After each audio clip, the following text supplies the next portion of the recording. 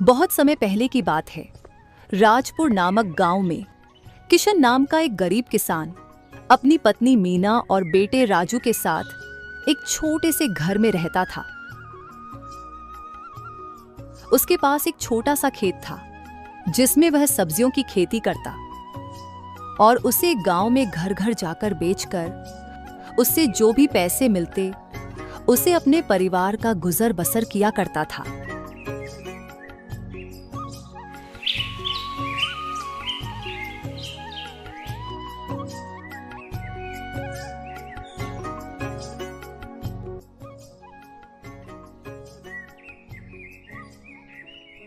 अरे कहाँ हो जमुना दीदी, देखो बाहर आओ, मैं आपके लिए सब्जियां ले आया। रुको किशन भैया, अभी आती हूँ। लो जमुना दीदी, आपकी ताजी ताजी सब्जियां। आप हमें सब्जियां घर तक पहुंचा देते हो, आपका बहुत धन्यवाद किशन भैया। हमें फालतू में ही बाजार तक जाना पड़ता। हाँ जमुना बहन, इससे आप लोगों को सब्जियां लेने बाजार तक नहीं जाना पड़ता और मेरा भी गुजारा हो जाता है। अच्छा किशन भैया, कितने पैसे हो गए आपके? 20 रुपए जमुना बहन। अच्छा भैया, ये लो आपके 20 रुपए।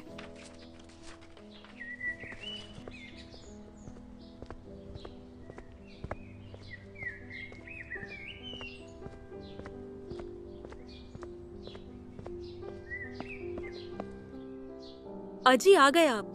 कब से आपकी राह देख रही थी मैं। घर में खाने के लिए कुछ भी नहीं बचा है। भाग्यवान, आज थोड़ी सी ही सब्जियां बिकी थी, उससे जो आमदनी हुई मैंने थोड़े से ये चावल खरीदे हैं, इनको पका लो।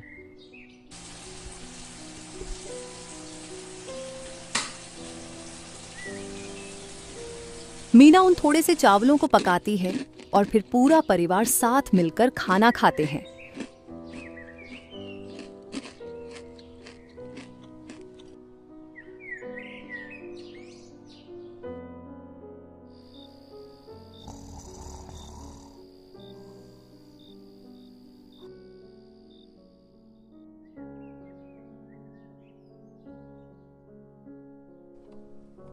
हमेशा की तरह किशन सब्जियों को बेचने गांव में जाता है और सब्जियां बेचकर वह वापस आ रहा था तो वह देखता है कि उसके घर के बाहर लोगों की भीड़ लगी हुई है। इतनी भीड़ को देखकर किशन घबरा जाता है और जल्दी जल्दी अंदर जाता है। भगवान, मेरा पेट। अरे भाग्यवान, सुबह तो मैं तुमको बिल्कुल ठीक छोड़ के गया था, अब अचानक से तुमको क्या हो गया? अजी भगवान ही जाने, पता नहीं क्या हुआ है। बहुत दर्द हो रहा है सुबह से। तुम फिक्र मत करो भाग्यवान, ठीक हो जाओगी। चलो डॉक्टर के पास चलते हैं।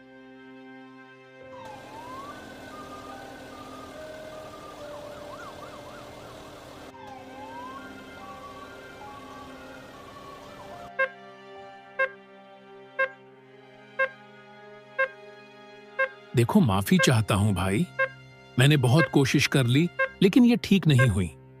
इनकी बीमारी का इलाज असंभव है। अरे डॉक्टर साहब, आप बस कैसे भी करके मेरी पत्नी को ठीक कर दीजिए। अगर ये ठीक नहीं हुई तो मेरा एक छोटा सा बेटा है, उसका क्या होगा?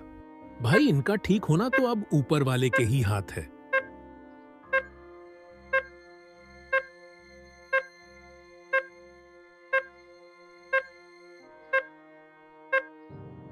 किशन दुखी मन से अपनी पत्नी को घर ले आता है।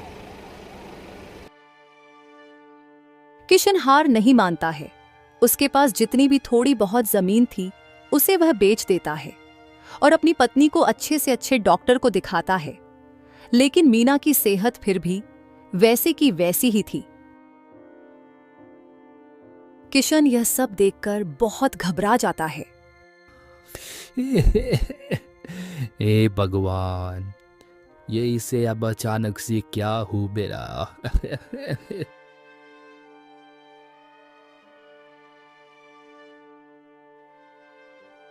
किशन ये सब बोल ही रहा था कि तभी अचानक बाहर से किसी की आवाज आती है। निक्सामदेही, निक्सामदेही। किशन बाहर आकर देखता है कि उसके घर के दरवाजे पर एक साधु महाराज खड़े हैं जिनके मुख पर एक अलग ही प्रकार का तेज था। प्रणाम साधु महाराज। खुश रहो बेटा। किशन अंदर जाता है और साधु महाराज के लिए कुछ भिक्षा लेकर आता है। ये लो साधु महाराज, घर में बस ये थोड़े से चावल ही बचे थे। अच्छा बेटा, लेकिन तुम्हारे चेहरे पर ये इतनी उदासी क्यों है? क्या बताऊं साधु महाराज, वो मेरी पत्नी। किशन ने इतना बोला ही था कि तभी घर से उसकी पत्नी के करहाने की आवाज आने लगती है। मेरा पेट। अरे बेटा, ये इतना दर्द में कौन कहरा रहा है? किसकी आवाज है ये? साधु महाराज, वो मेरी पत्नी काफी दिन से बहुत बीमार है और सब डॉक्टर ने मना कर दिया है कि अब कभी ठीक नहीं होगी। सब भगवान भरोसे हैं। अच्छा बेटा रुको। इतना कहकर साधु महाराज अपनी झोली में से कुछ जड़ी बूटियां निकालते हैं और किशन को दे देते हैं। ये लो बेटा, ये चमत्कारी जड़ी बूटियां हैं। इनसे तुम्हारी पत्नी बिल्कुल ठीक हो जाएगी। साधु महाराज वे जड़ी बूटियां किशन को देकर वहां से चले जाते हैं।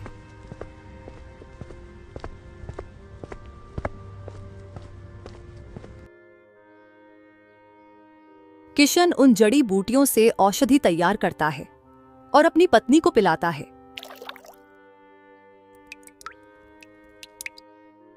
उस औषधि को पीने के कुछ ही देर बाद मीना बिल्कुल ठीक हो जाती है। अब कैसी हो भाग्यवान। अजी अब तो मैं बिल्कुल ठीक हूँ, लेकिन यह कैसा चमत्कार हो गया? हाँ भाग्यवान, साधु महाराज ने जो दिव्य जड़ी बूटियां दी थीं, यह उन्हीं का चमत्कार है। अच्छा जी, भगवान भला करें उन साधु महाराज का। अगर वे नहीं आते तो अब तक तो मैं भगवान को प्यारी हो गई होती। हाँ भाग्यवान, वो साधु महाराज कोई दिव्य पुरुष ही थे, वरना डॉक्टरों ने तो बिल्कुल मना कर दिया था। जी, क्यों ना हम उन साधु महाराज का धन्यवाद करने के लिए उनको हमारे घर भोजन पर बुलाएं? हाँ भाग्यवान, तुम ठीक कहती हो। मैं अभी जाकर उनको बुलाकर लाता हूँ, तब तक तुम खाना तैयार कर लो। इतना कहकर किशन साधु महाराज की तलाश में घर से निकल पड़ता है। वह गांव के चौराहे पे जाके उस साधु महाराज के बारे में पता करता है, जहां से किशन को पता चलता है कि वह साधु महाराज गांव से कुछ दूरी पर जंगल में एक कुटिया में रहते हैं। गांव वालों के बताए अनुसार किशन साधु महाराज की तलाश में जंगल के रास्ते निकल पड़ता है। वह कुछ ही दूर चला ही था कि तभी अचानक से मौसम बहुत ज्यादा खराब हो जाता है और फिर बहुत जोर जोर से बारिश होने लगती है। इतनी तेज बारिश होने के बावजूद भी किशन हार नहीं मानता है और वह जैसे तैसे करके साधु महाराज की कुटिया तक पहुंच जाता है।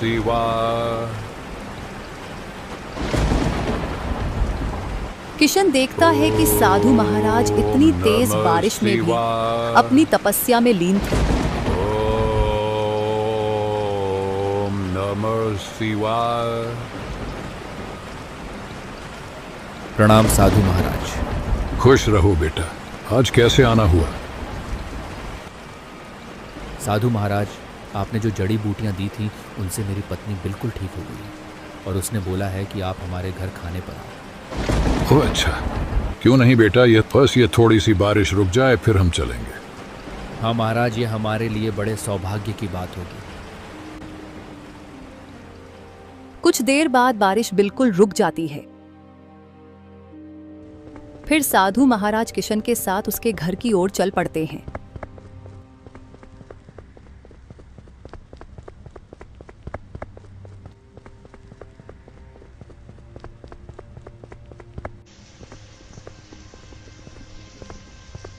आ गए आप। प्रणाम साधु महाराज। खुश रहो बेटी। हमारे लिए बहुत सौभाग्य की बात है साधु महाराज, जो आप हमारे घर पधारे, और आपका बहुत बहुत धन्यवाद।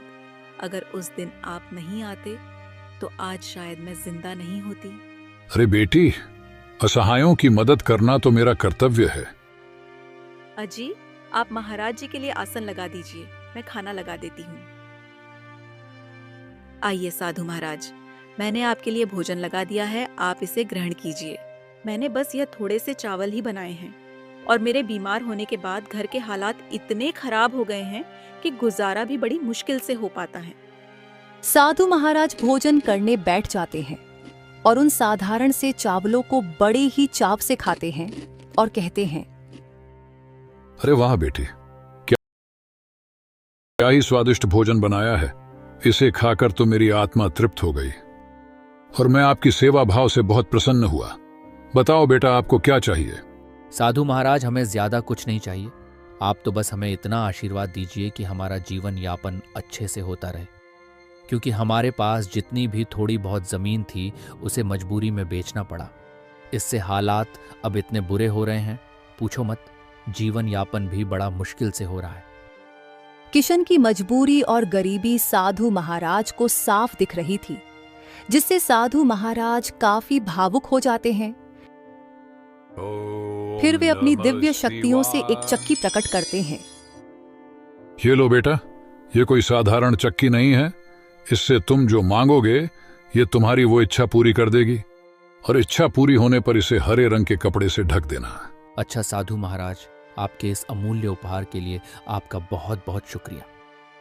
और हाँ बेटा, एक बात ध्यान रखना, लालच बिल्कुल भी मत करना। अगर लालच किया तो जो कुछ भी तुम्हारे पास है वह सब बर्बाद हो जाएगा।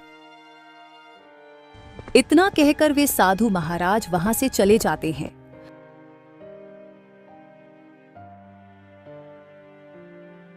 शाम हो जाती है।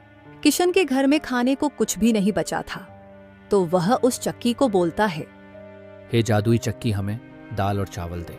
किशन के इतना कहते ही वहां दाल और चावल का ढेर लगना शुरू हो जाता है।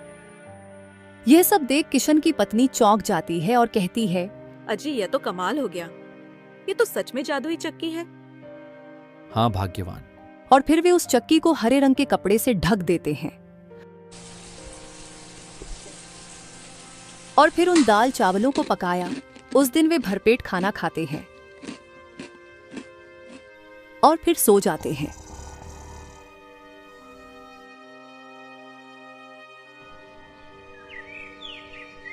अगली सुबह किशन उन बचे हुए दाल और चावलों को बाजार में बेच आता है।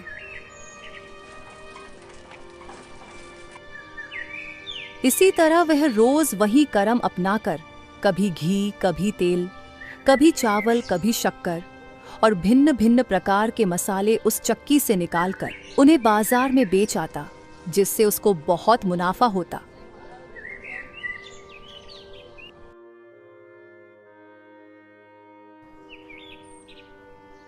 इसी तरह दिन गुजरते गए और वह कुछ ही दिनों में गांव का बहुत अमीर आदमी बन गया। और ये बात गांव के सबसे अमीर सेठ को पता चलती है, जिसको किशन ने कुछ ही दिन पहले अपनी जमीन बेची थी।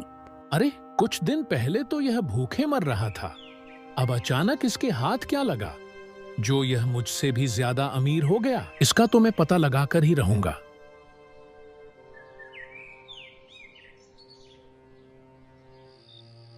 एक रात जब किशन अगले दिन बाजार में बेचने के लिए उस चक्की से सामान निकाल रहा था, तब वह सेठ चुपके से आकर उन्हें यह सब करते हुए देख लेता है।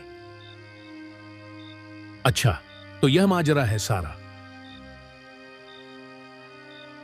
उस चक्की से इतना सारा सामान निकलता देख सेठ का मन लालच से भर जाता है और वह उस चक्की को चुराने की योजना बना लेता है। अगर यह चक्की मेरे हाथ लग गई तो मैं और भी ज्यादा अमीर हो जाऊंगा। जैसे ही किशन और उसकी पत्नी सो जाते हैं, तो मौका पाते ही सेठ उस चक्की को चुराकर वहां से दबे पांव खिसक लेता है और वह चुपके से घर आता है और अपने घर के सारे दरवाजे बंद कर लेता है। अरे वाह, मजा ही आ गया। अब तो मैं और भी ज्यादा अमीर हो जाऊंगा। इतना कहकर सेठ उस चक्की को बोलता है, चक्की चक्की बहुत सारा सोना निकाल। सेठ के इतना बोलते ही वहां सोने का ढेर लगना शुरू हो जाता है। देखते ही देखते सोने का वह ढेर इतना बड़ा हो जाता है कि उससे पूरा कमरा भर जाता है और सेठ उसके नीचे दबने लगता है। बचाओ, वह बचाने के लिए बहुत चिल्लाता है। कोई तो बचाओ, सारी खिड़की दरवाजे मुझे बंद होने के बचाओ। कारण उसकी आवाज कोई नहीं सुन पाता है और उसको ये भी नहीं पता था कि चक्की को बंद कैसे करना है। तो वह उस सोने के ढेर के ही नीचे दबकर मर जाता है। इस प्रकार सेठ को उसके किए की सजा मिल जाती है।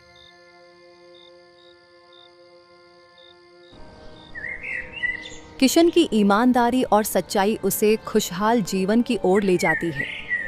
तो दोस्तों, हमें इस कहानी से यह सीख मिलती है कि हमें बिल्कुल भी लालच नहीं करना चाहिए। किसी ने सच ही कहा है, लालच बुरी बला है।